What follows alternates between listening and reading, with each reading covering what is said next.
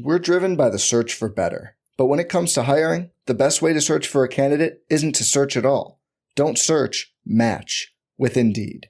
Indeed is your matching and hiring platform with over 350 million global monthly visitors, according to Indeed data, and a matching engine that helps you find quality candidates fast. Leveraging over 140 million qualifications and preferences every day, Indeed's matching engine is constantly learning from your preferences. Join more than 3.5 million businesses worldwide that use Indeed to hire great talent fast. And listeners of this show will get a $75 sponsored job credit to get your jobs more visibility at Indeed.com/Blue Wire. Just go to Indeed.com/Blue Wire right now and support our show by saying you heard about Indeed on this podcast. Indeed.com/Blue Wire. Terms and conditions apply. Need to hire? You need Indeed.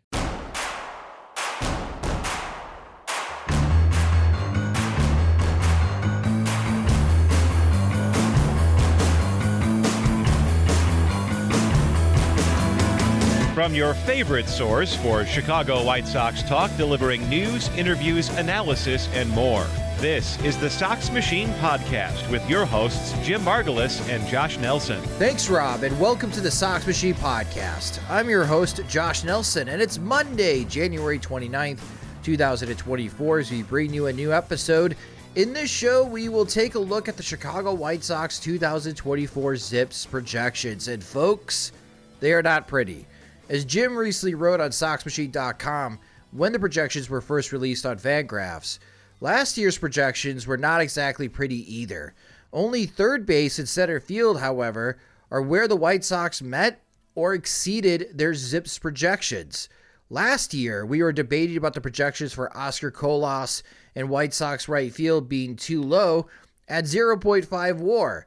The White Sox right fielders were way worse, finishing with negative 3.8 WAR. Yikes. So how did the 2024 projections look for the White Sox? Well, joining us is our best friend of the show. It's Dan Szymborski. And Dan, thanks for coming back on the show. Always fun. I see you're back from vacation. I hope you had a good one. It was very fun. Again, I highly recommend visiting New Zealand and Australia. The jet lag is serious.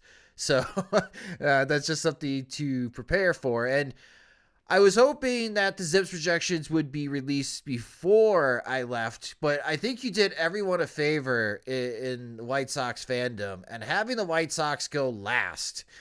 And because when you look at these ZIPS projections, you start with this sentence on Fangraphs.com, quote, "In a certain way, this team is a bit more depressing than the Oakland Athletics," end quote. In what ways you think that this current White Sox roster, which Dylan Cease, as we record, is still on the team, more depressing than the Oakland A's? Well, I mean, the A's are a pretty dreadful team, but on some level, when you look at them and you're a fan of the team, you know that the ownership is kind of, screwed over the team in many, many ways. When you look at the White Sox, you think, they don't necessarily appear to know that they're a bad team, and they seem to be trying, or they think they are. And that's kind of the worrisome thing, because that's like what the Rockies did for a long time. They've kind of shown indications that they are aware that the drastic position that they're in. But I don't think the White Sox necessarily know how lousy things are. And it could be they know internally and just are putting a happy face on it, of course.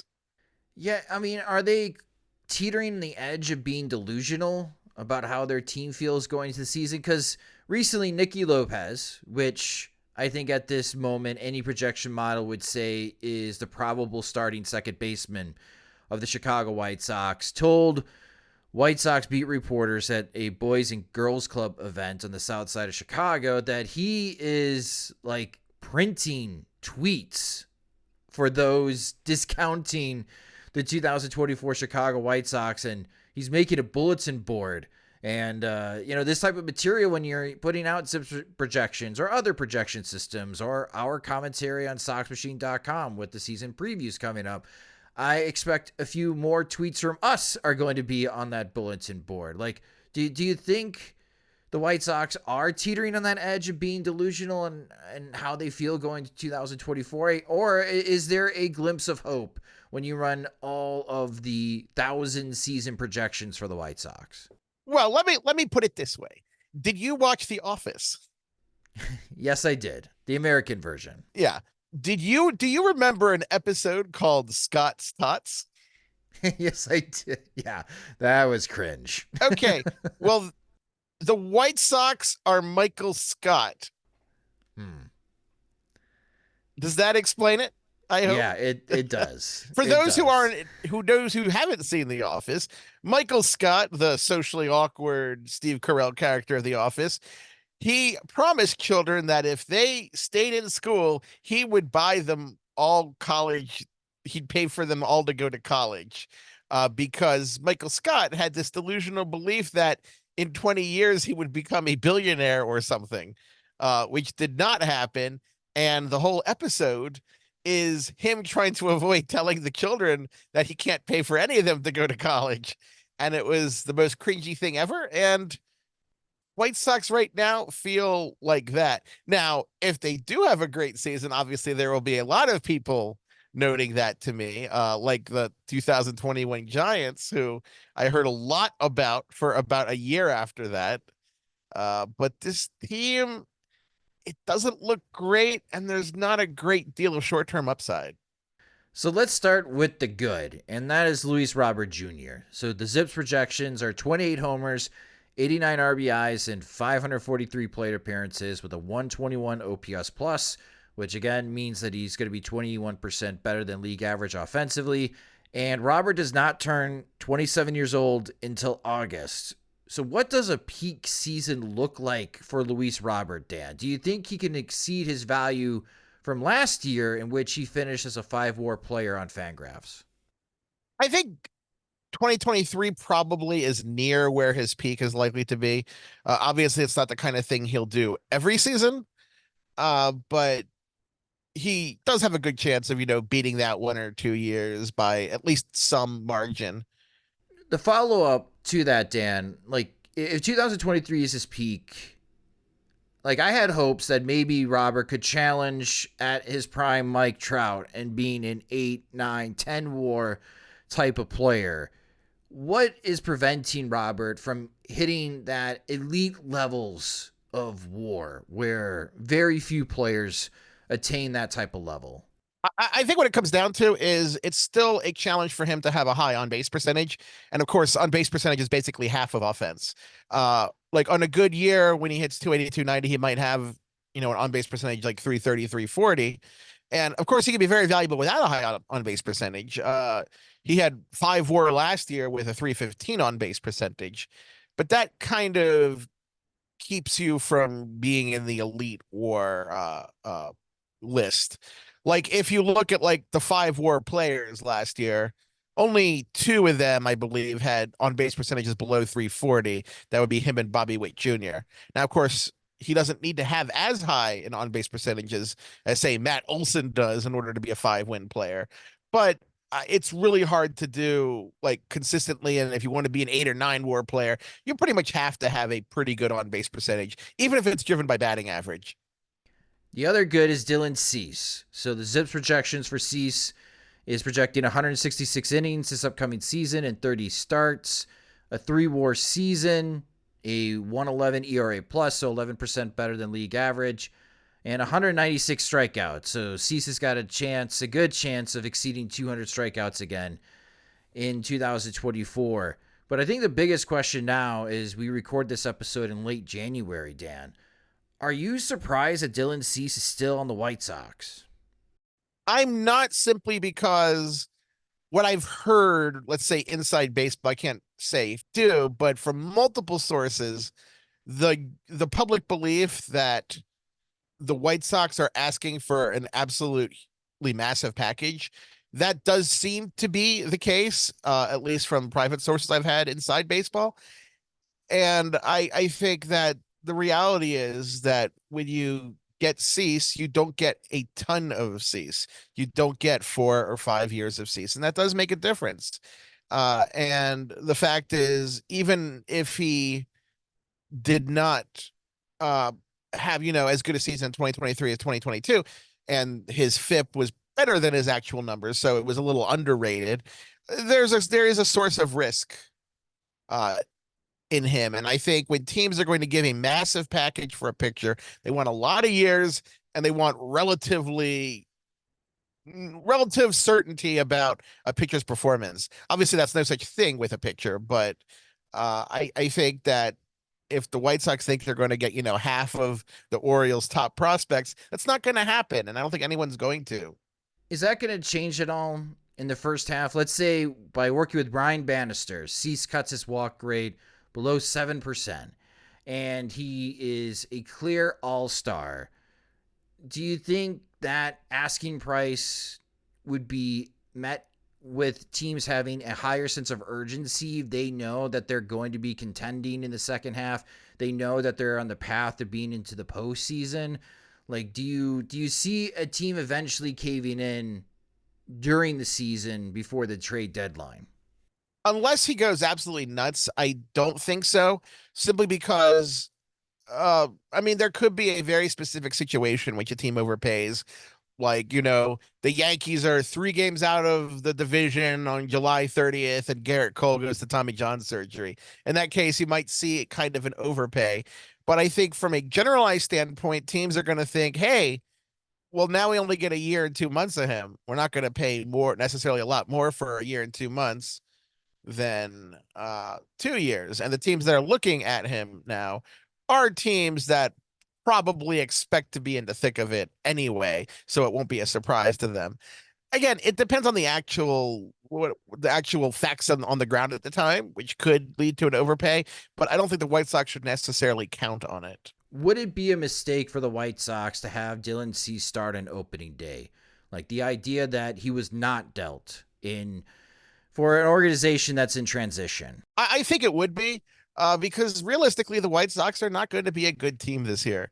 Every team does have some kind of a chance. Even the A's will go into the season with non-zero wild card odds, as weird as that seems. But I think the risk with a pitcher, the risk of something bad happening to him health-wise in 4 months feels to me as a much bigger risk than the benefit of waiting and hoping the asking price goes up. I think that the chances that something goes wrong injury-wise, or he struggles or walks more batters this year and his price goes down, I think that's very risky for the White Sox because they don't have a lot of tradable assets. They basically have 2 major leaguers who could fetch a return right now. They're a little like the Orioles at the start of their rebuild, and that's a tough place to be in. You have to make some hard decisions. More with Dan Szymborski and the 2024 ZIPS projections after a quick word from our sponsors. Now, over to the bad. There's a lot of bad when it comes to the White Sox ZIPS projections.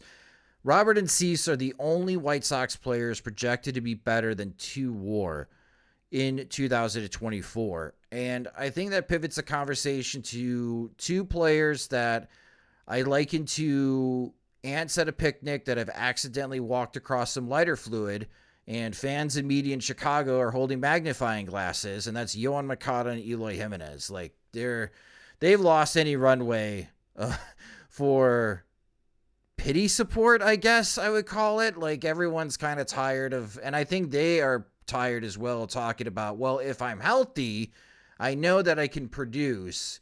But I think that there's a pretty significant trust factor for everyone in Chicago that Moncada and Jimenez can be healthy. And for ZIPS is only projecting 14 homers, 55 RBIs for Yoan Moncada in 2024 with a 1.7 WAR season.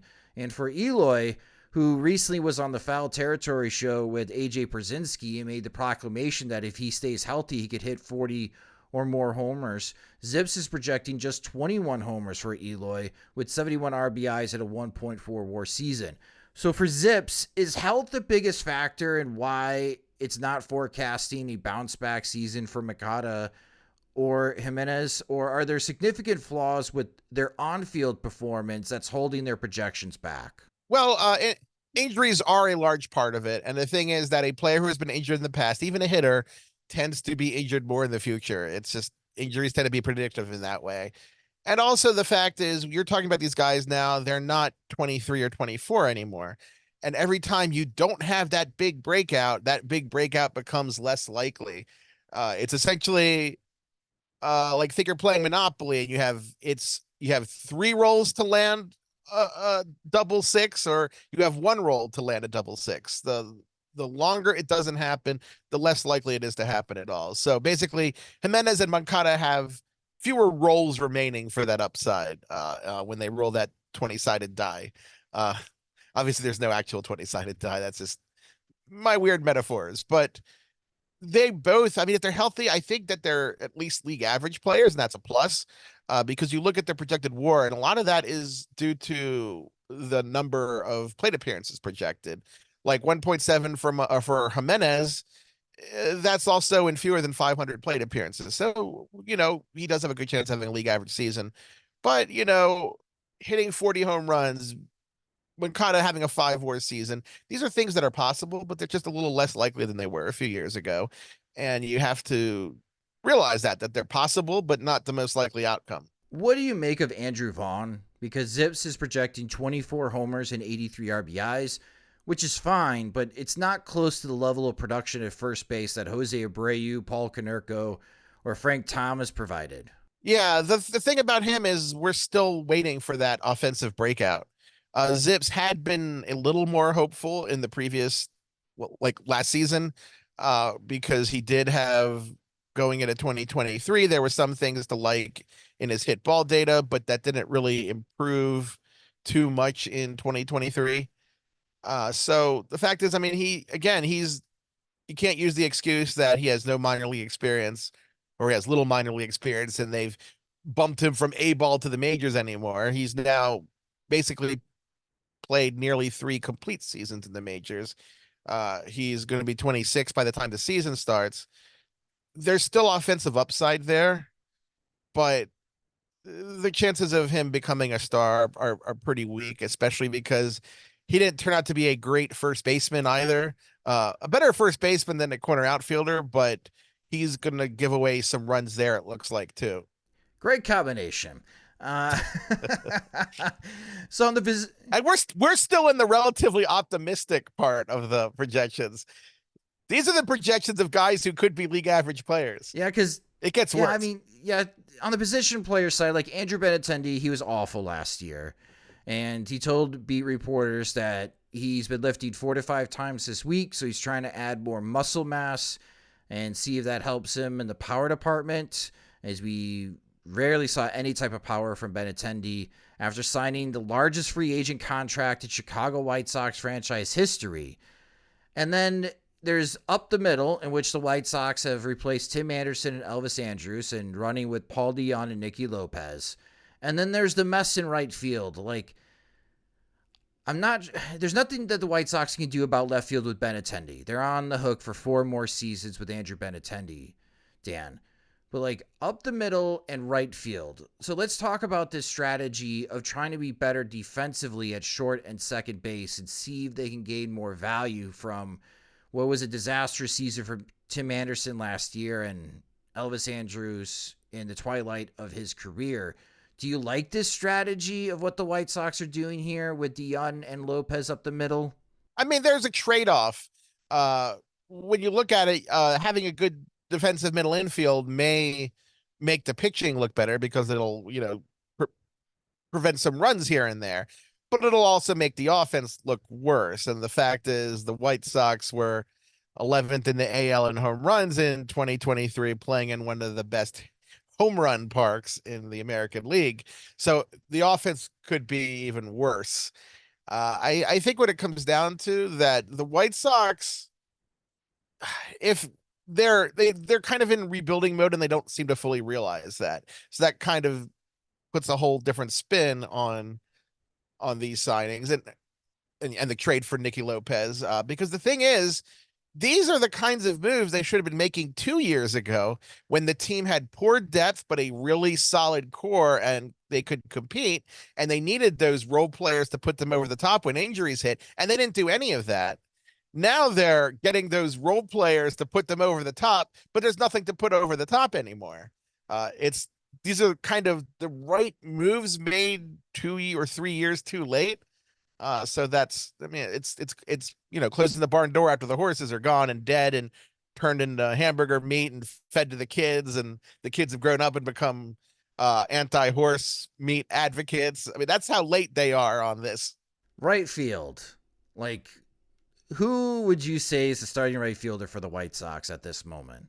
I mean, we have Colas in the depth charts, and normally I would say that's crazy. I would think the team would be a little more suspicious about it, but last year, I know we had this discussion that the White Sox were just going to plug Colas into right field, and if he imploded, and he had a pretty terrible projection last year, the White Sox had no plan B, and it turns out no, they didn't have a plan B. So it could be one of those situations where you see a mess of like Sheets and Phillips and a little Eloy Jimenez out there. One of their random second basemen that they're accumulating might play out there, but it's not going to be good basically no matter what happens. So should White Sox fans prepare to see Colson Montgomery and Brian Ramos later this season post trade deadline? I think there's a really good chance, and frankly, they make the team more interesting to watch right now, because the White Sox aren't just a lousy team right now. They're also kind of an uninteresting team beyond a few players. And it would be cool to see Montgomery up and Ramos up and see players who are young and have upside to look at. That's just where I am with them right now. I know this is probably our most dour podcast together. Easily. But it's the White Sox are an extremely frustrating team, as I guess you feel, because from this outside observer, they're a team that missed their window and never really lifted the blinds all the way. And now it's too late. It's freezing rain outside now. You got to close that window. On the pitching side, this is good for the player itself, but Christian Mena is projected to be the White Sox second most valuable pitcher, which again, that's a big surprise. Third is Erick Fedde. Now, ZIPS has data for Fedde when he was in the major leagues, but how does ZIPS incorporate KBO performance in its attempt to gauge on how Fedde will fare in his return to the majors, Dan? Well, ZIPS does translate KBO and Japanese performance and the Cuban League too. And that's a good thing for him because the projection without it is much worse.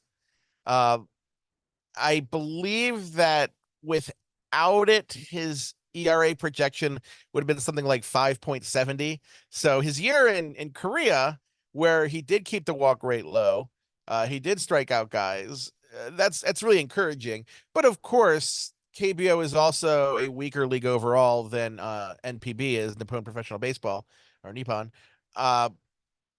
So I think he might eat some innings for the White Sox, but it's still really up for grabs that he'll actually be good. But I do like this signing just because of the fact that it's someone with upside. Maybe he did figure something out in 2023 overseas. You have pitchers that have done that and come back successfully. So I'm not as down on this signing. I just wouldn't expect a huge gain from it. Same thing with Chris Flexen and Mike Soroka, right? Like, yeah, not high expectations. Soroka's interesting because he's a reclamation project, and he's kind of the guy that a rebuilding team should look at. Because if you can, if he looks like he's going to be healthy, maybe you work out an extension with him, or you trade him in July because you're not that really invested in. You haven't spent like $50 million on getting him to this point. So I like Soroka, and I still am going to confuse him with Sorotka. I mean, they're very different pictures, but I keep having to catch myself from typing Mike Soroka in for him.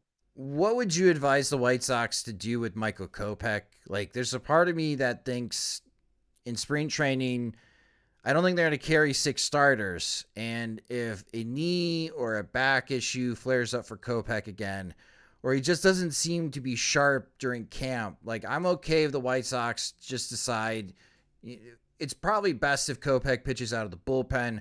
We're going to make that transition now because the White Sox still need bullpen help.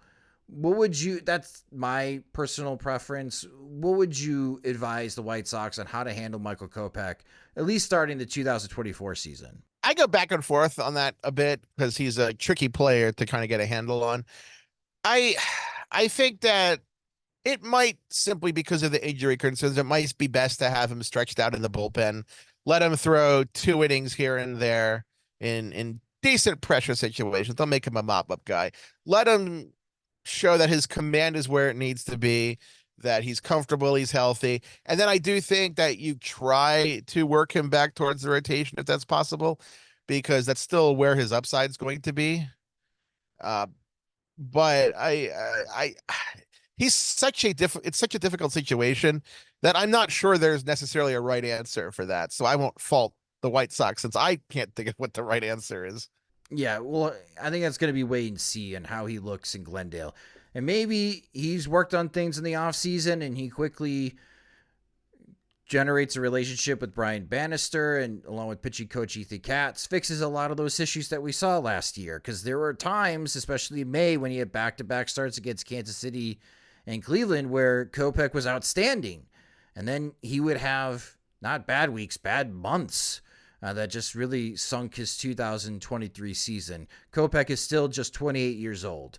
So he's still got a little youth left. As we know, pitchers seem to last longer than position players in the major leagues. But this is a pretty pivotal season for Michael Kopech. And for a lot of the players for this projected 2024 roster, individually, this is a pretty important season, at least staying power in the major leagues, Dan, because there's so many roster fillers on this team. Hence why I think things are pretty depressing and bleak on the South Side baseball-wise. However, when you look at all of these ZIPS projections, yes, there are times that players far exceed their 50th percentile projection. Is there a particular position player or White Sox pitcher projected to be below 2 WAR that you think could beat their ZIPS projections and perform like an average major leaguer, or even better than that?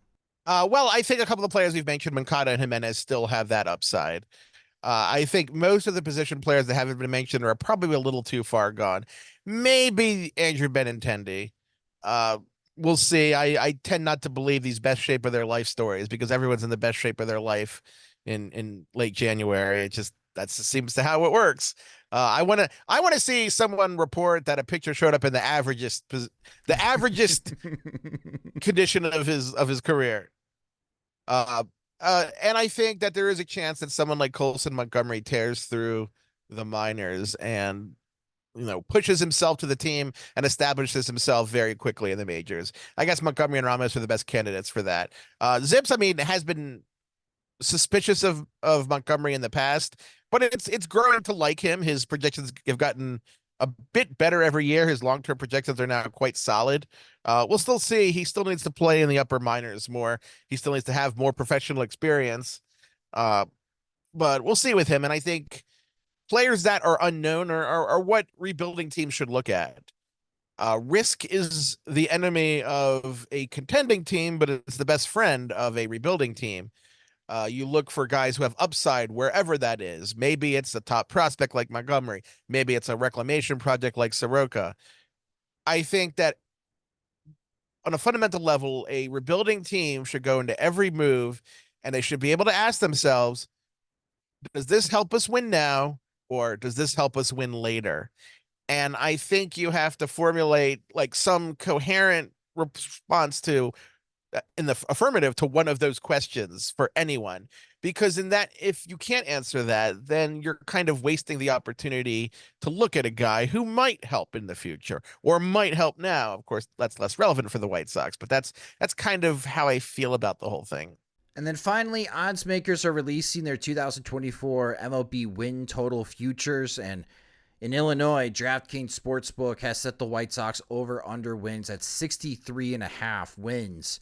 Hypothetically speaking, based on ZIPS projections, should fans take the over or under 63.5 wins for the White Sox, Dan? Over.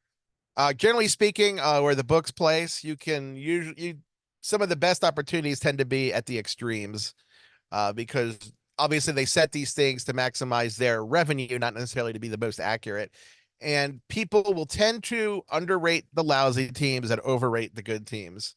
Yeah, I look at this roster and I see 55 and 107.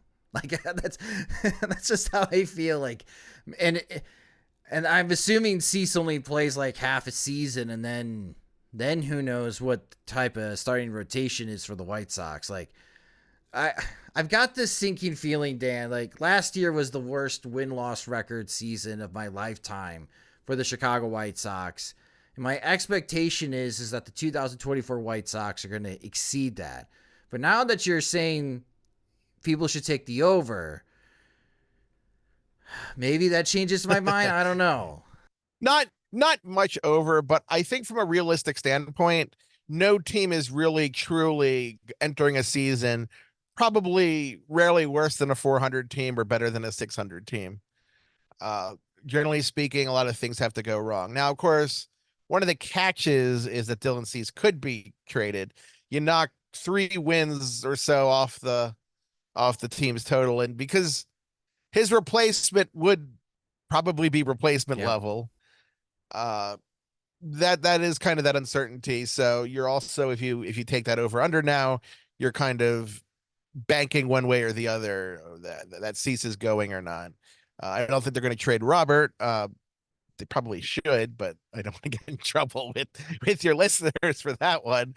But I'll take the over on that. Not a huge over, but generally speaking, under 65 wins, I think that you kind of get into that danger category with the projection. Got it. So I understand. So it's based on principle. Maybe not so much of what ZIPS projections is speaking, but based on principle, take the over. And if they do, that's an improvement. I don't know how the 2024 White Sox would be an improvement over what we were expecting of the 2023 White Sox, but yeah, that was a dumpster fire. After the trade deadline last year, the White Sox were 18 and 37. So hopefully they don't continue carrying that winning percentage going to 2024. But you could follow Dan on Twitter, who posts his baseball thoughts and really weird AI-generated artwork, at Szymborski, and read his always excellent work on Fangraphs.com, including the White Sox and every team in Major League Baseball ZIPS projections. Very handy, especially as fantasy baseball is coming up. Everyone's going to be having their live draft soon. I use this as a great resource. You should too. And Dan, as always, thanks for coming on the Sox Machine podcast. Thanks for having me. Hopefully this will be our most negative White Sox podcast together. Fingers crossed. We at Sox Machine have a special event planned on Wednesday night, March 27th at the newly reopened Remova Theater. Along with our friends from the 108, we'll be hosting a live Sox Machine podcast to kick off the 2024 regular season and celebrate opening day. There'll be special guests, giveaways, and plenty of #1080 as you'll get to mingle with other White Sox fans. This is a seated event where you have to be 18 years or older to attend. Tickets are just $22, which you can purchase at removachicago.com. That's all one word, removachicago.com. And Jim and I, we can't wait to see everyone at our opening day eve show at the Remova Theater. And that will do it for this episode of the Sox Machine podcast. Thank you guys so much for listening. If you just discovered the Sox Machine podcast, you can subscribe to the show wherever you listen to podcasts, such as Spotify and Apple Music. For those that listen to the show in Google Podcasts, please note that Google Podcast is going to be sunset, and all subscribers of Google Podcasts will be moved over to YouTube, which you can subscribe to our YouTube channel at youtube.com/SoxMachine, where we upload the podcast there. And you can also check out some of the videos we have produced. You can follow us on social media. We're on all the social media platforms at Sox Machine, and you can follow me there at SoxMachine_Josh. If you enjoy our work and you want more, you can get more by becoming a Patreon supporter at patreon.com/SoxMachine, where our Patreon supporters get exclusive content like the P.O. Sox mailbag. College baseball season is about to start in mid-February, so that's the road of our 2024 MLB draft coverage. That's Patreon exclusive content. So again, if you want more, you can get more, and you can also get ad-free versions of both the podcast and the website by becoming a Sox Machine Patreon supporter at patreon.com/SoxMachine. The Sox Machine podcast is a production of SoxMachine.com, your home for all things Chicago White Sox baseball. I'm Josh Nelson. Thanks for listening and watching.